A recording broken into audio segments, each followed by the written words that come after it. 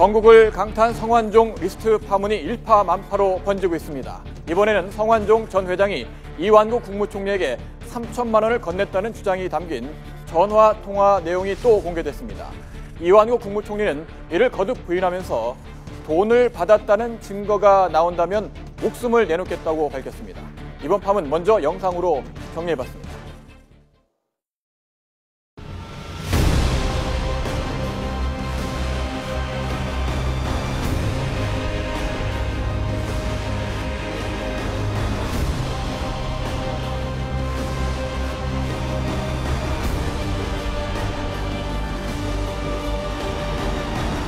성완종 회장한테 한 푼도 받은 사실이 없다고 얘기하지 않았습니까?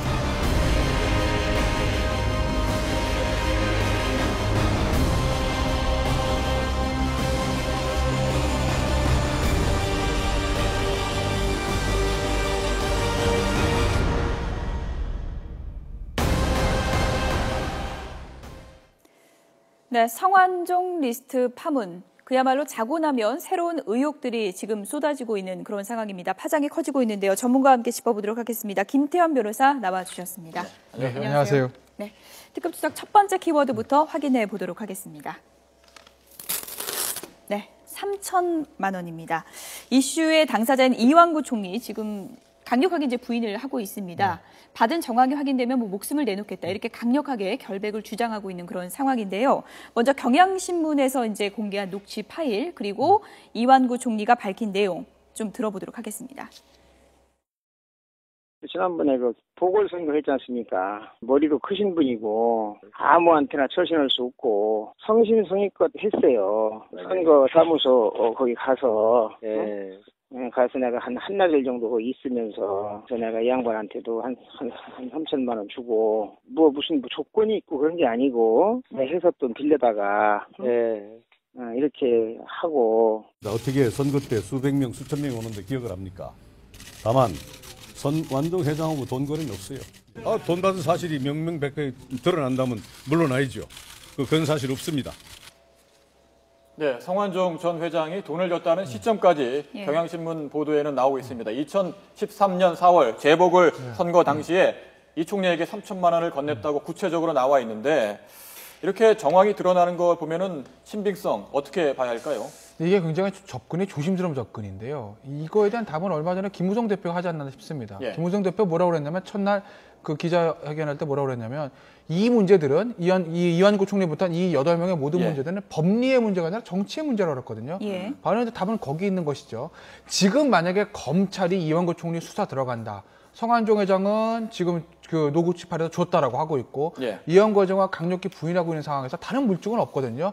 지금 검찰에서 수사를 하면 새로운 게 나오지 않는 이상 무혐의로 끝날 가능성은 높습니다. 근데 정말 돈을 안 받았다면 무혐의가 하는 게 맞는 건데 문제는 검찰이 수사해서 무혐의란 결과를 나왔을 때 국민들을 믿어주겠냐는 거죠. 그건 이제 정치의 문제거든요. 거기서 문제가 발생한 겁니다. 근데 이 문제는 어떻게 보면 이 총리가 자초한 측면이 있죠. 왜냐하면 이 총리가 그냥 저는 안 받았습니다 라고 했으면 될 것을 그 15번의 전화를 한 정황들 그 다음에 대정부 질문에 나와가지고 나는 혈액암이 걸려가지고 그 선거에 유세에 나선 적이 없어요 라고 했는데 선거 유세에 나선 게 나왔거든요. 그러니까 별거 아닌 그런 세세한 것들에 대해서 이 총리가 말을 바꾸고 거짓말을 하게 되니 그러니까 정치적으로 국민들이 봤을 때 야 이거 좀 이상한 거 아니야 라는 의혹을 가지고 있는 것이거든요. 결국 검찰이 수사해서 무혐의가 나왔을 때 그랬을 때 민심이 어떻게 반응하느냐 이건 이 총리가 정치적으로 풀어야 될 것인데 그게 사실 좀 고민이 총리의 고민도 되고 검찰도 그런 점에서 고민이 되겠죠. 정치의 문제가 아니라 이제 법리의 문제라는 관점에서만 이제 보면요. 이완구 지금 총리가 결백을 주장하고 있기 때문에 근거가 필요하지 않겠습니까? 그렇죠.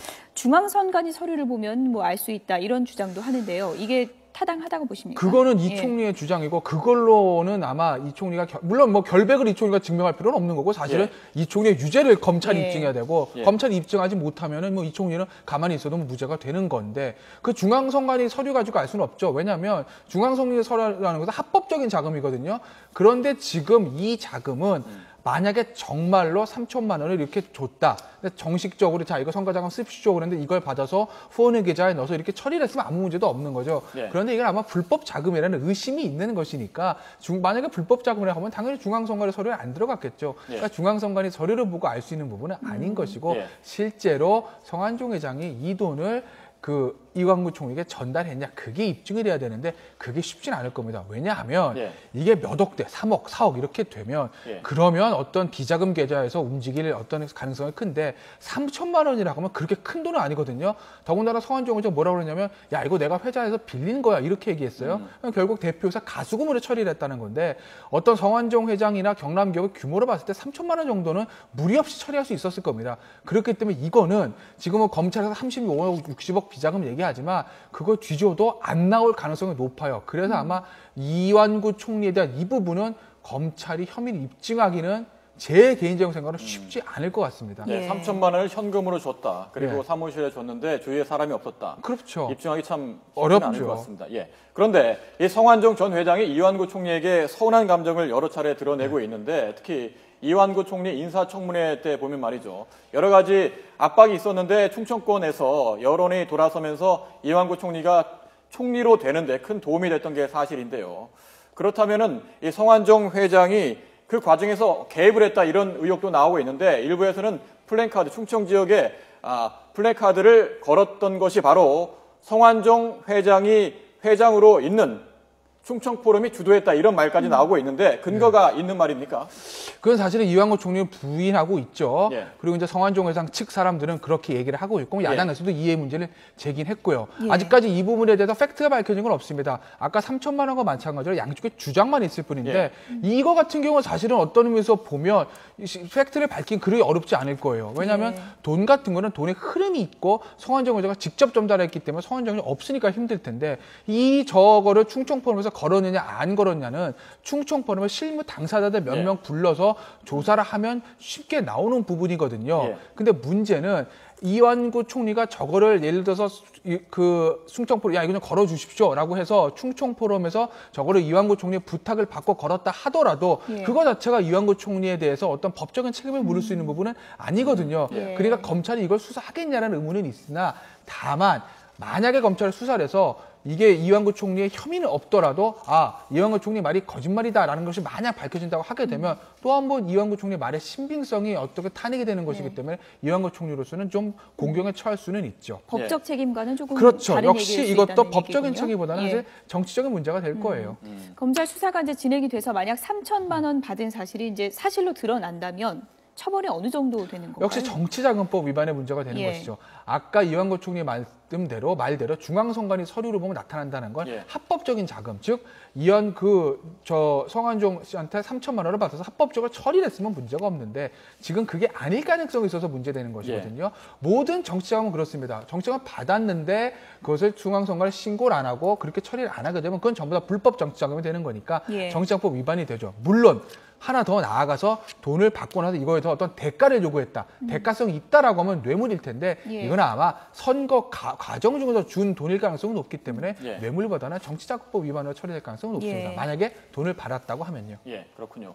자, 유승민 원내대표가 오늘 오후에 기자회견을 했습니다. 새누리당이 최고위원 회의를 열어서 의견을 조율한 결과를 발표했는데 여기서 이완구 국무총리부터 우선 수사를 받아야 된다 이런 입장을 밝혔고 이완구 총리도 서운한 감정이 없다. 수사를 받을 수 있다면 받겠다라고 발표했습니다. 그렇다면은 검찰도 상당히 고민이 많을 것 같습니다. 어떻게 보시는지요? 이게 정말 검찰도 그리고 새누리당과 고민인데 쭉 이제 법적인 문제, 정치 문제 나눠서 봐야 되겠죠. 예. 법적인 문제만 하면 이완구 총리보다는 홍준표 지사 먼저 하는 게 맞습니다. 왜냐하면 지금 다른 사람들 실체가 없거든요. 예. 지금 액수 나온 사람들이 있고 그중에서 지금 본인이 반박한 사람들이 홍문정 의원이랑 이완구 총리인데 예. 두 사람 다 어떤 불체적인 물증이 없어요. 진술만 있을 뿐이죠. 그러니까 검찰로서는 지금 이걸 수사해서 뭘 해놓기가 굉장히 애매모호하거든요. 예. 하지만 홍준표 지사는 일단 그 전달자로 지목되는 윤모 씨한테 돈이 간 것까지 나온 거고 예. 결국 윤모 씨에서 어떻게 됐냐가 문제이기 때문에 배달 사고가 났느냐 그렇죠. 이런 여부겠죠. 윤모 씨를 조사하면 어느 정도 윤곽이 드러나기 때문에 예. 법적으로 보면 홍준표 지사를 먼저 조사한 게 맞습니다. 결과가 먼저 빨리 나올 수 있기 때문이죠. 근데 다만 정치적으로 봤을 때는 지금 이완구 총리에 대한 의혹이 커지고 이완구 총리가 어떻게 보면 일개 국회의원이 아닌 진짜 1인지야 만인지야 국무총리이기 때문에 파급력이 크거든요. 그렇기 때문에 새누리당에서도 여론이 안 좋기 때문에 국무총리가 먼저 수사하라라고 검찰에 요구를 한 것이고 정치적으로 보면 그게 맞죠. 그래서 검찰이 과연 이거를 법적인 걸 먼저 택할지 정치적인 걸 먼저 택할지 검찰로서도 굉장히 고민이 많을 것 같습니다. 새누리당 판단은 그렇고요. 특별수사팀이 이제 수사는 수사 논리대로 가겠다. 이 부분에 대해서 이제 이런 원론적인 입장을 밝혔습니다. 보통의 경우에는 이럴 때 누구부터 수사가 들어가는 겁니까? 그 액수인가요? 아니면 공소시효 여부인가요? 뭐 이런 어떤 것을 기준으로 하게 됩니까? 일단은 보통의 경우라고 정치가 문제를 다 빼고 말하면 홍준표 지사부터 하는 게 맞죠. 왜냐하면 홍준표 지사 해서 일단 성과를 내놓고 왜냐하면 제가 황제한 홍준표 지사 왜 해야 된다고 얘기를 하냐면 다른 게 아닙니다. 이게 지금 검찰 수가 굉장히 어려운 것이 성완종 회장이 없어서 결과 내기가 쉽지 않거든요. 일단 뭔가 하나 먼저 결과 나올 수 있는 거 보여줘야 국민들이 검찰 수사에 대해서 신뢰를 가질 수 있을 것이고 그리고 그 다음에 그래야 다음 수사를 해나갔을 때 검찰이 좀 힘의 탄력을 받을 텐데 첫 수사부터 무혐의입니다 라고 이렇게 얘기하면 국민들이 야 이거 검찰 너희들 뭐 하는 거냐 이렇게 얘기를 할 수 있거든요. 그렇기 때문에 검찰로서는 가장 성과를 먼저 낼 수 있는 것부터 하는 게 맞지 않나 싶어요. 저 개인적으로는요. 자, 수사 속도를 내고 있는 분위기인데 두 번째 키워드 보면서 이야기 나눠보도록 하겠습니다. 건설 현장 전도금, 그러니까 본사에서 건설 현장에 보내는 운영을 위해서 보내는 자금이죠. 32억 원 정도로 알려졌는데 이 32억 원이 어디에 쓰였는지를 밝히는 게 검찰 수사의 초점 아니겠습니까? 그 사실은 이 건설 현장 전도금이라는 거는요. 그 성완종 회장이 죽기 전부터 검찰에서 파악을 했던 겁니다. 이게 좀 뭔가 이상하다는 거죠. 이게 왜 그러냐면 본사에서 건설하는 데가 내려보낸 돈입니다. 가서 인부들도 주고 쓰라는 거죠. 근데 경남 기업에서 이 내려보냈던 건설 현장들은 이미 그 당시에 공사가 다 완료됐는데도 불구하고 돈이 나갔거든요. 그렇기 때문에 검사 이거 이상한데 비자금이 아닐까라고 의심을 했던 거고 여기서부터 검찰의 어떤 경남 기업 비자금을 잡았던 건데 지금 성완종 회장이 죽고 나서 메모가 나오니까 이제 용처 추적에 들어가는 거고 여기서부터 아마 수사의 단서를 검찰은 잡아가려고 하는 것 같습니다. 그런데 이 32억 원 가운데 보면 말이죠. 2011년, 2012년에 인출이 많이 됐고 사용처가 많았다고 합니다. 이 기간을 보면은 잘 아시겠지만 새누리당 내부적으로도 큰 선거가 있었고 그 다음에 대선도 있었고 이 과정에서 이 자금이 쓰였지 않았느냐는 의혹이 있는 게 사실 아니겠습니까? 뭐 그런 의혹도 가져볼 수는 있죠. 왜냐하면 그 건설공사 전동에 빠져나간 시기들이 2007년부터 시작되는 건데 2007년에는 뭐 계속 보도가 됐지만 그 특별 사면 분자가 있고요. 그다음에 뭐 12년에 집중적으로 돈이 빠져나갔는데 그때는 한나라당 당대표 경선, 그다음에 새누리당 대선 후보 경선과 대선이 있었거든요. 혹시 거기에 쓴 돈이 아닌가라고 이제 언론에서도 의심을 가지는 거고 검찰에서도 그 부분에 대해서 들여다보려고 할 텐데 일단 그 부분에 대해서는 아직까지 객관적으로 밝혀진 건 없는 것이고요. 다만 그 대가성, 그 전달 부분을 확인하기 위해서는 실제로 돈을 전달한 사람들을 불러서 진술을 받아야 될 텐데 역시 성완종 회장이 없는 상태이기 때문에 그 부분에 대해서 검찰의 수사가 굉장히 난항을 겪을 가능성이 있죠. 근데 다만 여기에 많이 관련되어 있던 한모 부사장이든지 윤모 부사장 얘기들이 나오거든요. 일단은 그 사람들, 즉 비자금 조성에 관여됐을 것으로 의심되는 사람들의 진술부터 확보하는 것이 검찰 수사의 출발점일 겁니다. 경남 기업의 자금 흐름도 그렇고요. 그리고 뭐 메모 내용, 녹취록 내용, 리스트 내용 지금 검찰이 수사해야 될 게 한두 가지가 않고 범위가 상당히 좀 넓은 것 같습니다. 이번에 누가 수사하는지에 대해서 좀 파고 들어봐야 되겠는데요. 특급 추적 세 번째 키워드 확인해 보도록 하겠습니다.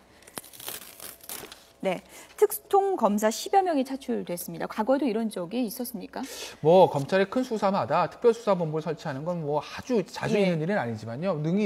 늘상 있는 일이죠. 하지만 옛날에는 대검이 있었기 때문에 대검 중수부에서 담당을 했거든요. 근데 지금은 사실은 대검이 없는 상태고 그 대검의 중수부 조직이 서울중앙지검 특수 1, 2, 3, 4부로 내려왔습니다. 근데 지금 이 사건 자체를 애초에 특수 1부에서 하던 것이기 때문에 검찰 수뇌부 입장에서 야 이거 또다시 중앙지검 특수부에서 하면 이거 독립성에 문제가 생기는 건 아니냐. 그렇기 때문에 대검 김진대 검찰총장 직속으로 해서 이제 특별수사팀을 만든 건데 제가 특별수사팀에서 굉장히 유익 있게 보는 거는 팀장과 부팀장입니다. 왜냐하면 팀장이 지금 문무일 팀장이거든요. 대표적인 특수통 검사죠. 근데 특수통 검사는 문무일 검사장 말고도 많습니다. 근데 왜 하필 문무일 검사장을 특수통 검사로 특장으로 임명했을까? 글쎄 뭐 검찰 수뇌부에서 어떤 생각을 하고 있는지 모르겠지만 예. 제 생각에는 문무일 팀장이 호남 사람이라는 것도 굉장히 영향을 끼쳤을 것 같아요. 무슨 말씀이죠? 그러니까 이게 사실은 현 정권과 관련된 것이거든요. 예. 만약에 TK 출신이나 PK 출신의 검사를 특수통 팀장을 안 쳤을 때는 예. 괜한 오해를 살 수도 있는 것이죠. 예. 야, 이거 TK 정권이니까 TK 검사 안 쳐가지고 자기들끼리 이거 뭐 다 하려는 거 아니야? 라는 예. 세간의 의심을 살 수도 있으니 오히려 호남 출신 특수통 검사를 팀장에 앉혀서 그런 의혹을 하나 처음부터 불식시키겠다 하나 있는 것이고 예. 팀장은 그렇고 부팀장 같은 경우에는 지금 그 구본선 대구 서부지청장인데 이분이 얼마 전까지만 해도 대검에서 대변인을 2년 반 지냈습니다. 예. 대표적인 기획통, 그 홍보통이고 특수수사통은 아니거든요. 그런 사람을 부팀장에 앉혔다는 건 대언론 관계를 강화하겠다는 것이죠. 경찰, 국민들과 언론이 이 수사 내용에 관심이 많으니 예. 수사 내용에 대해서 숨기지 않고 모두 다 브리핑을 해주겠다는 어떤 검찰 수뇌부의 어떤 의도가 반영된 것이 아닌가. 그래서 일단 팀장, 부팀장 인선만 보면 수사팀의 인선은 굉장히 성공적이라고 보고 있습니다. 예. 네. 문무일 팀장, 뭐 대전지검장 아니겠습니까? 예. 일부에서는 이번 수사가 이 충청 지역 관련된 인사들이 엮여 있으니까 충청 지역 여론을 잘 살피면서 수사를 해라, 뭐 이런 뭐 취지도 있었다, 이런 해석도 나오고 있는데 뭐 네. 해석에 여러 정도로 할 수 있겠죠. 자, 네 번째 키워드 보면서 정리해 보도록 하겠습니다. 첫 번째 수사 대상, 저희들이 뭐 이완구 국무총리가 될지 홍준표 지사가 될지 이야기를 나눴는데 사실 성완종 리스트에 나온 8명 이외에도 이번 수사가 어디로 불똥이 튈지는 아직도 정확히 알 수가 없습니다. 예. 2012년 대선 자금까지 들여다본다면 수사의 폭은 정말 넓어질 것 같은데 어디까지 수사가 확대될까요? 네. 결국에는요, 여기서 뭐가 더 나오냐는 겁니다. 만약에 이 상태에서 관련자들 지수만 찔끔찔끔 나오고 다른 것이 나오지 않으면 예. 그러면 이 수사는 여기서 무혐의로 종결될 가능성이 높습니다. 근데 문제는 이렇게 수사를 하고 무혐의로 종결됐을 때 국민들이 믿어주겠냐는데 거기 문제가 있는 것이죠. 그래서 이제 김무성 대표도 이건 법리의 문제가 아니라 정치의 문제라고 얘기를 한 예. 거고 예. 그러니까 특검 얘기도 새누리당에서 먼저 꺼내고 할 수 있는 거 다 해보자. 그래서 의혹을 털고 여기서 끊고 나가야 된다는 게 새누리당 지도부의 의사인 것 같습니다. 예. 근데 검찰 입장에서 보면 여기서 어떤 수사가 성과, 설사 무혐의가 나온다고 하더라도 검찰이 비난을 안 받고 제대로 수사했다는 소리를 듣기 위해서는 뭔가 더 나와줘야 되는데 그게 뭐냐면 일각에서 의혹이 일고 있는 성완종 리스트 장부예요. 예. 그게 나오면 거기서 만약에 구체적인 것들이 나오면 그러면 검찰 수사는 급물살을 탈 수가 있거든요. 근데 예. 문제는 그 장부를 검찰이 입수하기가 쉽지 않다는 거죠. 예. 만약에 그 장부가 있다라고 하면 뭐 성완종 회장의 유족이거나 뭐 측근이거나 누가 가지고 있을 텐데 그 사람들이 이미 제출하지 않는 이상 검찰이 이거를 강제로 가져올 방법은 없는 것이거든요. 예. 그 사람들이 지금 어떤 뭐 뇌물공여 혐의를 가지고 있는 것도 아니고요. 만약에 지금 성완종 회장 아들이 가지고 있다고 예를 들어서 검찰이 뭐 의심을 하고 있다고 가정을 해보면 예. 지금 그 아들한테 가서 강제로 수사해서 걸릴 그 법적인 어떤 근거가 없어요. 물론 그 아들도 지금 경남 기업의 경영에 관련돼 있어서 다른 걸로 좀 조사를 받고 있지만 예. 지금 이 분위기에서 그 횡령 혐의를 가지고 그거를 압수수색해가지고 장부를 가져온다고 하면 또 무리한 수사다, 별건 수사다 이런 또 비난을 들을 수 있기 때문에 예. 검찰로서도 그 장부 입수하는데 굉장히 어려움을 겪을 것이고 그게 결국 이 수사가 성과를 낼 수 있느냐 없느냐에 대한 어떤 시금석이 될 겁니다. 예, 네. 그렇군요. 자, 성완종 리스트가 정치권의 모든 이슈를 빨아들이는 블랙홀이 되면서 전국이 한 치 앞도 내다볼 수 없는 상태가 계속되고 있습니다. 자고 나면 드러나는 새로운 사실이 드러나면서 4월 국회는 사실상 개점 휴업 상태인데요. 검찰의 부담이 더욱더 커질 수밖에 없습니다. 네, 검찰 수사 어떻게 진행될지 지켜봐야 될 것 같습니다. 김태현 변호사였습니다. 고맙습니다. 고맙습니다.